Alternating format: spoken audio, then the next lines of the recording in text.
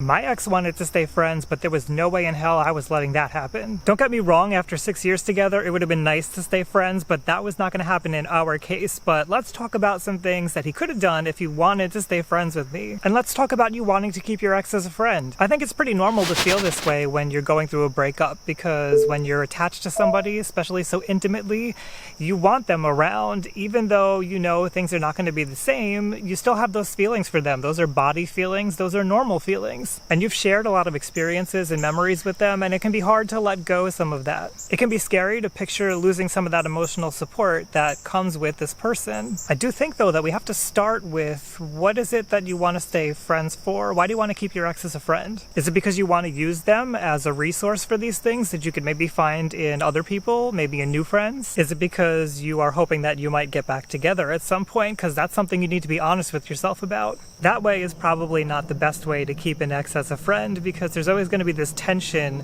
of you anticipating and waiting for the moment when things go back to having the intimacy level that you had when you were together. And if that's something that your ex doesn't want, then you're going to be waiting and waiting and waiting, and it's going to create stress, it's going to create tension, and it's going to be hard to have a friendship with somebody when you're always waiting for something else to happen. You're going to want to have a conversation with your ex if it is in your interest that you want to actually get back together and you just want to stay friends for a short period of time, because otherwise you're just misleading them, and no relationship is really built on a good foundation when it starts with a lie. And this brings me to something that I really want to talk about, which is that I think after you break up and you're deciding things, that you should have more conversations with your ex. I know there are probably going to be people who disagree with me and think that you got to go to no contact immediately or something, but especially if you're interested in being friends with your ex, there should be more conversations around that. You should talk about, what is it that you want? What is it that your ex wants?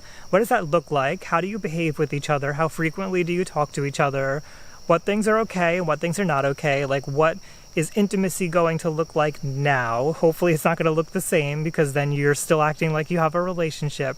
And if you're going to be friends, then that's not what you should be doing. But I do think that you need to have that conversation and lay out the boundaries and lay out the terms of how things are going to look from now on, because otherwise you're both kind of just floundering, not really understanding what to expect from each other, not knowing how things are going to go, and probably you're going to annoy each other whether you have this discussion or not. At least, though, if you've had the discussion, then you know what's expected and you know how things are going to go from this point forward. You know, the biggest thing that stopped me from wanting to be friends with my ex was that he had done a lot of crappy things to me in our relationship. And although he apologized for them, he only really apologized in words, and he didn't even profusely apologize in words, really. It was just like a one-time thing each time. And it never felt like anything was changing. His behavior never changed. His attitude towards me never changed. And so I felt like, how could I be friends with somebody that can hurt me so badly and then act like it didn't matter? Like, it doesn't matter if you're a friend or a lover or what. Like, that's just not good behavior, and that's not going to make for a happy friendship for me. So I kind of feel like if you want to stay friends with an ex after a breakup, then that stuff needs to be worked out still. You can't just ignore it.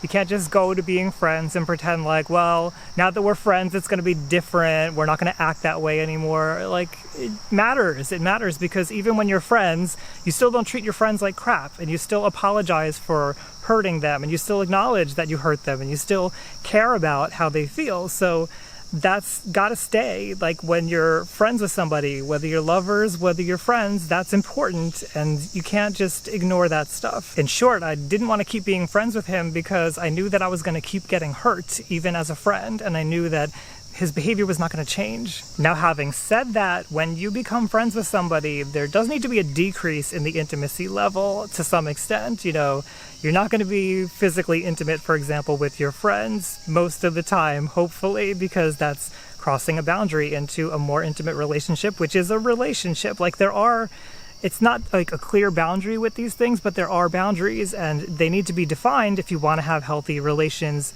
period, because that's a way of communicating what you want and what you don't want when you're relating to someone. So if you want to go on to be friends, then you have to, like, contact a little bit less. You have to have less communication, maybe a little bit less of the heavy conversations, maybe a little bit less of the physical stuff, you know, just not be the way you were in the relationship. Because if you're just acting the same way you were in the relationship, then you still kind of have a relationship. You don't really have a friendship.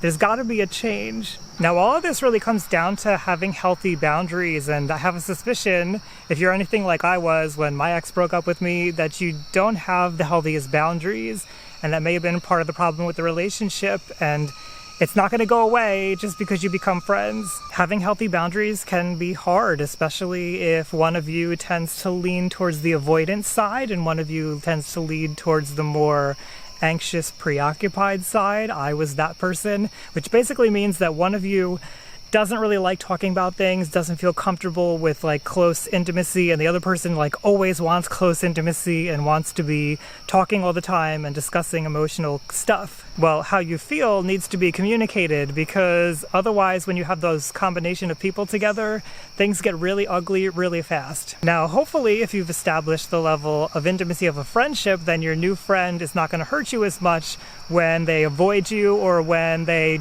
come to you for help. Keeping healthy boundaries and communicating is going to stop those things from being so painful like they might be in an intimate relationship. But you do still need to care about how your friend feels, and when they come to you for help, you should probably be supportive. And when they need time and space to themselves, you should be supportive of that too. What I'm really kind of getting at here is that things don't change just because you become friends. Yes, you spend time apart, you spend less time communicating, you are not as physical and you're not as intimate, but you still have to have a relationship as friends. And if you had a hard time communicating and having healthy boundaries in a relationship, it's not going to just magically become easier because you decided to become friends. Those are things that you're still going to need to work on, both together and apart. Definitely apart. Do you think that you could be friends with your ex? Let me know down below in the comments.